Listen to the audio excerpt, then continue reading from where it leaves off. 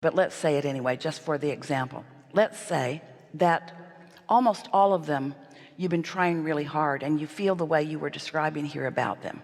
You just keep looking and looking and looking for evidence and not finding it. But there are a couple of sticks in the pile that are actually very pleasing as they are. Want to give a name to one of those sticks? A stick that's very pleasing the way it is? Yeah. My relationship.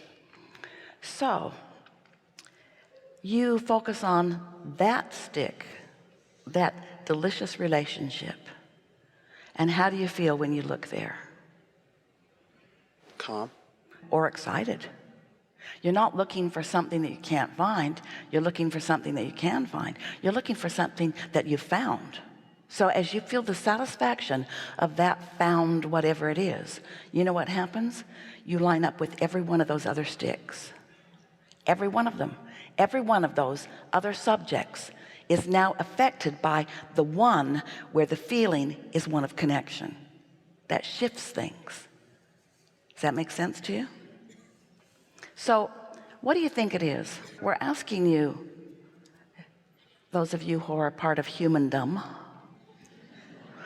what do you think it is that makes you look into a pile of sticks for the most troubling one with a determination to fix it? What is that? What's on your mind about that? What are you trying to prove, and who are you trying to prove it to? What do you think that's about? Because it's not coming from your source. It's not coming from source. You picked that up along your physical trail. And how do you think you found that along your physical trail? You found it because, like our friend we began with today, you're looking out into the faces of those who surround you, who are approving of some things you do and disapproving of some things you do, and they've trained you into a performance that will not work for you. And so you have this sort of flawed premise on what makes things work, because sometimes when you perform in a way that makes someone else happy, it feels like you're making progress or there's some success. But if it's not in alignment with who you are and what you're asking for, then you're practicing a vibrational frequency, and law of attraction is going to sort of keep perpetuating it, because the more you look at it, the more it happens. Does that sort of make sense to you? That's why, as we begin visiting with you, we ask you, even though you're human and you're magnificent, and even though you are in these flesh, blood, and bone bodies, and even though you've come here with great purpose to be there, we ask you to look at life differently. We say to you, you are more than this body that you see. There's a non-physical part of you from which you came that still exists in non-physical and still is your strongest point of attraction. You live in a vibrational universe, and you are a vibrational being. And how do you translate an understanding of your vibrational beingness? Through your emotions. And what are your emotions telling you? They are telling you the relationship between who you really are and who you're being in this moment. So if you feel insecure or unworthy, it's because you're focused in a way that the larger part of you is not focused. You're focused in contradiction to the calling that Source is calling you toward, you see. We know at first and for a while, it is not easy to let go of the physical world and the physical training, the physical upbringing. It's not easy to be in a world that's mostly looking at stuff and looking at behaviors and looking at body language and listening to the things you say. It's not easy to let yourself be the vibrational being that you are. It's not easy to stop thinking hard and believing that hard work and hard thought and dog on a bone and not letting go of it and setting a goal and going hard for it. It's not easy for you to adjust your awareness to understand that that is a physical way of life, and a lot of people are doing it, and it is working to some extent for them, but it is not mastery of creation. It's not the creator you were born to be. It's not lining with the energy that creates worlds. It's not exercising your ability to be or do or have anything that you want. And because of who you are, and even who you were before you came into this physical body, and all that you've asked for since, there is a strong calling. There's a strong calling of your source energy, who has gathered all of the cooperative components. And don't you think that of all of the cooperative components in all of the universe, that you ought to be one of them? Don't you want to be a cooperative component to your own dreams, to your own desires, to your own creation, you see? So you've got to start thinking differently. You've got to start feeling like the vibrational being that you are, not like the observant being that you've been being. You've got to feel this into being. You can't think it into being. And that really is the essence of what we've been talking about in all of the hours that we've been together. We want you to understand that you've thought the thought, and now the thought is being thought by other thinkers who are really good at thinking. And the law of attraction is gathering all of those components together, and it's time for you now to let it be, to let what you've asked for be. And that means you got to give your trying a rest.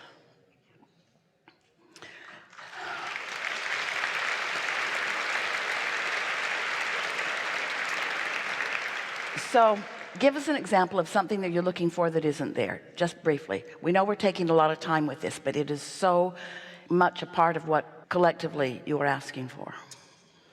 My mansion. Say more. My big house, my big luxurious house that I want. It's not there yet. I know it's coming. When you have a desire for something that isn't there yet, if you know it's coming, then you have a bit of eager anticipation. But if you feel uncomfortable about it, then you don't think it's coming. And as we feel your vibration, we don't think you think it's coming. We think you've been torturing yourself with the idea of it for a while. We think you're pretty irritated. There are other words about it not coming.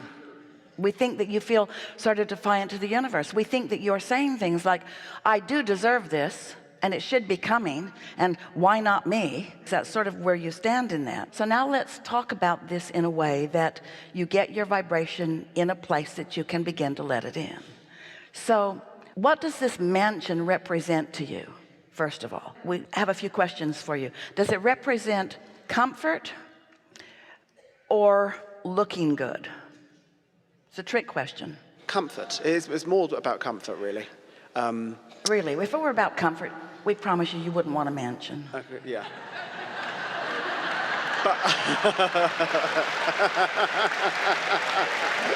So you must be speaking about the comfort of other people thinking you're great. Yeah. So it is a little bit about showing off. In other words, well, there's nothing at all wrong with showing off. It's a wonderful thing when you tune in and you're all connected and you're all full of yourself. That's just such a wonderful, wonderful thing. But you want to get it from source, not from the others. We started there this morning. You don't want their accolades. You don't want their jealousy to feed you. That was a trick question too. So now we have some more questions for you. Do you believe, and we're not trying to guide you, well, we sort of are. But whatever you say is all right. And we want you to say what you feel, not what you think we want you to say. Do you feel as if the abundance of the universe is a static thing, like a pie, that is being divided up among the deserving ones? Or do you believe that it is a pie, an infinite pie, that is expanding in proportion to the desires of the mass consciousness? Is the pie big enough for everybody? Or is it a finite pie that you're having to share? A bit of both. I know that sounds... I believe that there is enough for everyone. I believe that... Well, we believe that you want to believe that. Okay, all right, well, that could be it. We believe that you want to believe that, but words don't teach. And so until you get a big old piece of that pie, you're going to look at it as a puny little pie that everybody else has already gotten their bites out of, and there's not been enough left for you, and you're a little irritated about that. And so let's just accept that you are accepting that it is an infinite pie, and it is exponentially expanding proportionate to the desires of those who are offering their requests, because it is. There is a vibrational reality that has such abundance. Oh, abundance, we want so much for you to understand that it is there. But us knowing that it is there and you not letting it in doesn't leave you in a place of trusting much that we know that it's there. You got to start letting it in before you know that. So let's talk about the relationship pie. You got a great big bite of that one, didn't you? So what made you deserving of that pie? A lot of people really hungry for that pie, by the way.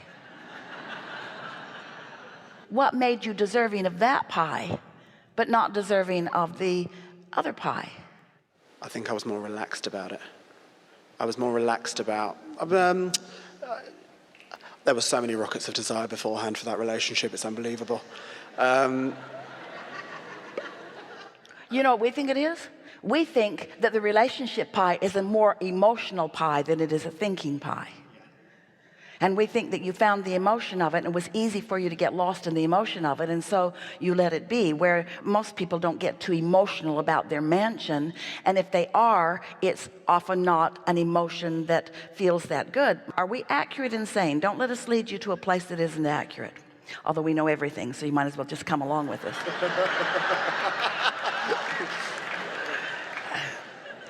Can you feel how your emotions, mostly about the relationship, were hopeful and wanting and eager? And can you feel how most of your emotions around your mansion are lackful and wanting and yearning and envious? Can you feel? Yeah. So once you make that distinction, then you know where you are in vibrational relationship. In other words, in the same way that the universe is delivering to you your relationship, the universe is delivering to you the avenue for your mansion as well. But you've got vibrations, beliefs stuck in your vibrational craw that just aren't letting you see it or feel it. And so as you keep noticing the absence of it, then you keep regurgitating that. Does that make sense to you? We have more questions for you. You accept that the abundance pie is exponentially expanding to include all of the desires of all of the people, even you? Yes. Now, I do. I do. well, the reason that we ask you that is because we wanted to ferret something out so that you can feel it. Because, dear hearts, there are so many of you that are feeling this way. We love you so much. You know that we love you so much. Sometimes you don't want the pie to include everybody. You just want it to include you.